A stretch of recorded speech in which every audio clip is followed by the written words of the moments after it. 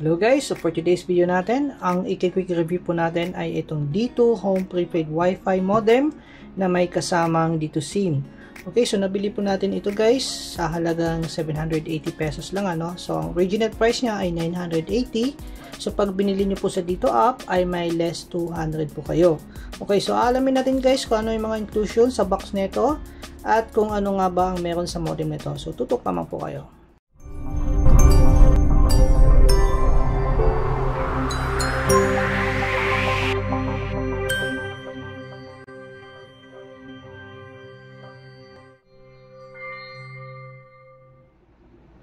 Okay, so unang-una ito yung kanyang SIM card na kasama. So ito ay pang modem talaga ng SIM card ni D2.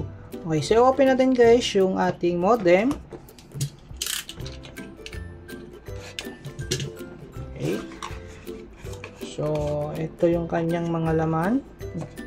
So user guide. Yan. So ito yung instruction kung paano natin siya i-activate yung ating SIM card ano. And then yung warranty card ata to. Yan. Warranty information ano.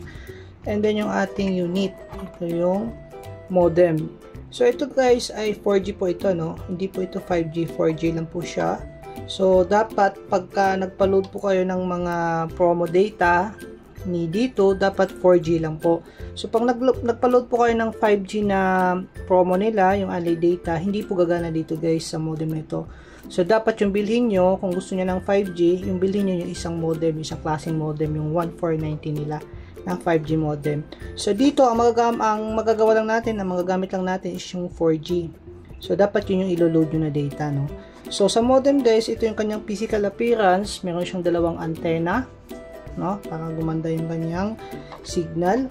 And then meron tayo ditong mga LED light ito eh no. So power, signal, Wi-Fi, yung LAN. Yan. And then sa kanyang likuran, ay makikita natin yung kanyang model. So ang model nito guys ay SLT28. So yan po yung model niya no. And then meron tayong isa ditong LAN connection.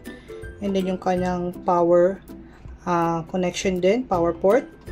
Tapos sa gilid naman, nandito yung kanyang lagayan ng SIM card. So ito yung lagayan ng SIM card ano. And then itong button na ito ay WPS at saka reset button. So dalawa po yan. So kung i-hold mo daw siya ng 1 second po ay for WPS. So for 5 seconds naman, ito po yung kung i-reset natin yung modem. Okay, sa kanyang baba, normal lang. Then sa gilid niya, ito yung kanyang power button. Okay, on and off. So yun lang yung kanyang physical appearance. And then iba pa, dito may kasama siyang LAN cable. Okay, tapos meron din siyang kasamang adapter, syempre yung adapter ng ating modem. Okay, so ngayon guys, ipapakita ko sa inyo kung paano natin siya i-register ano, at syempre i-speed test natin kung maganda ba itong modem na ito. So budget meal siya no. Okay, so yung next na gagawin natin ngayon guys ay i-register muna natin yung ating SIM card sa ating smartphone. So yun yung instruction na binigay ni dito. Ikabit muna natin yung ating SIM card sa ating smartphone bago natin siya magagamit ano. So ito po ay para malaman din natin kung ano yung SIM number ng ating SIM card, dahil dito sa kanyang SIM card walang nakalagay na number no. Yan kung makikita nyo guys, walang nakalagay. So ito yung paraan para malaman nyo din kung paano nyo malalaman yung number nyo. And at the same time, yung password. Kasi i-register po natin siya sa D2 app. At doon po kayo makakuha ng mga promo, yung mga data nila, no? Data promo. So ilagay muna natin siya guys. Tanggalin lang natin to. Kabit muna natin sa ating smartphone.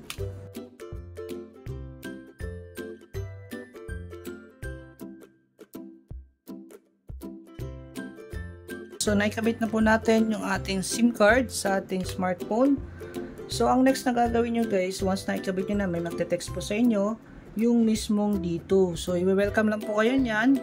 And then ibibigay din po niya yung link ng app no? So D2 app po ito para ma-download nyo at ma-register nyo po yung inyong SIM card. So ang gawin nyo lang guys, download nyo lang po yan sa Play Store. Then after nun, i-open nyo yung app ng D2. And then, syempre, kailangan nyo ng connection ng Wi-Fi guys, no? Or any data for the meantime para makapag-register kayo. So, register nyo lang siya sa my lower right side. May nakalagay, register your D2 SIM. So, i-click nyo lang po yan. Tap nyo lang. And then, register my D2 number. Yung taas, proceed, start registration. And then, piliin nyo yung Filipino individual. So, dito guys, ang next na lalabas ay hihingin po niya yung number mo. So, kung mapapansin nyo po, dito sa kanyang mismong lagayan ng SIM card ay wala pong number na nakalagay dyan. Or sa mismong doon sa SIM, doon sa maliit na SIM niya, SIM card, wala pong nakalagay. So, ang gagawin nyo lang guys dyan ay ipipili nyo itong barcode. And then, yung gagawin nyo lang po dyan guys ay babarilin nyo lang po itong barcode. So, gamit yung inyong smartphone. So, itutok nyo lang po yan ng ganyan. Okay, so yan. So, once na-detect na po niya yung number nyo, ang gagawin nyo next is i-verify nyo. Tap nyo yung verify. And then, may magte-text po sa inyo sa number nyo, Mismong dito, magte-text po sa inyo. So, yan yung authentication code. So, ang gawin nyo lang po is i-input nyo lang po yan, So, 941401. Then, tap nyo lang po yung submit. Ganyan po yung next na lalabas. Nakalagay na dito sa atin, verified. Tapos, proceed na lang po tayo.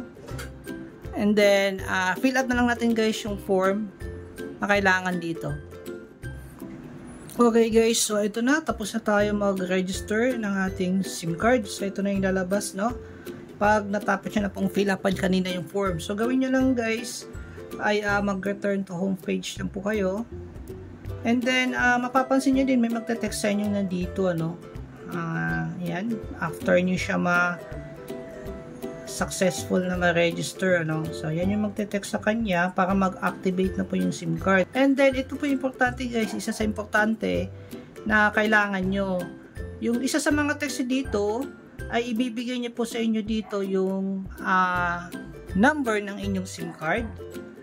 Kagaya kanina, nakita natin. And then, yung initial password nyo po na itatype nyo sa app. So, ilagay natin siya guys sa ating app.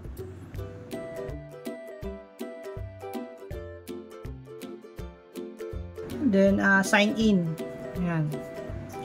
Tapos, confirm lang natin dito. Check lang natin yan para mag-agree tayo, sa data privacy, then proceed. Tapos, pwede tayo mag-join kung ano yung mga promo nila. Yan, okay. So, yan guys, na successful na login na natin siya sa ating D2 app. So, meron tayong 70 gig free. Kasi ang kasama nito guys, sa package na to, maliban sa modem SIM card, meron din siya kasamang 70 gig na data, So, dito after nyan guys, maubos yan, dito na po kayo makakapag-load nyan. Okay? So, ganun lang guys, kabilis siya i-set up. Okay, pwede natin siya i-try kung gaano siya kabilis. Okay, so exit muna natin to guys. So, ang gawin natin, tatanggalin muna natin yung ating SIM card at ilalagay na natin sa ating modem. So, yun na yung next na gagawin natin guys. Okay guys, so ito na, naikabitan natin yung ating SIM card sa ating modem at na-turn on na natin siya, nabuksan na natin. So, kung mapapansin nyo, may signal na po tayo. Ayun, full bar. So, mag-try tayo mag-connect. Okay, so ngayon guys, i-try muna natin siya sa speed test ng Google, So, run speed test natin. So, tingnan natin gano'n siya kabilis. Ayan yung speed niya. Anyway, yung speed nito guys, nakadepende din po sa oras. Kung kailan nyo siya tinest, So, gaya nga yung tinest natin siya tanghali. So, nakakuha tayo ng 12 Mbps sa kanyang speed test. So, pag trinay nyo po ito ng maaga, yung mga hindi peak hours, yung walang ganong gumagamit na internet, mabilis po yan. Pero kung mga ganito tanghali, maraming gumagamit, expect nyo na po na mas mababa yung makukuha yung speed test. Lalo na paghapon o kaya gabi, mas hihina siya, So, ito yung nakuha natin guys, 12 Mbps, and then sa upload speed, 0.98. So, medyo talagang mahina po ito, Kung tutuusin, napakabagal po nitong itong speed test. So, i-try natin sa ibang speed test site. Okay. So, dito tayo sa may Ookla. Try natin speed test ng Ookla.